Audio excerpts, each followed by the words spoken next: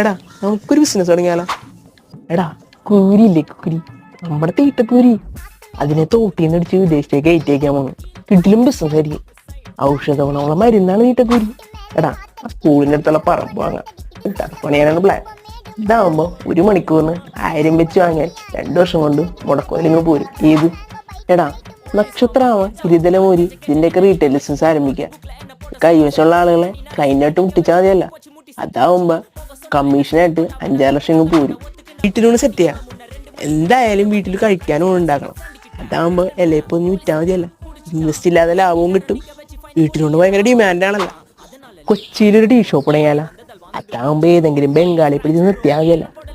രാത്രിയാകുമ്പോ കപ്പിൾസിന് തിരക്കും വരും. ആ തിരക്ക് ബിസിനസ്സിൽ ലാഭം ചെയ്യും. അല്ലേ വേണ്ട, ഒരു യൂട്യൂബ് ചാനൽ തുടങ്ങാം.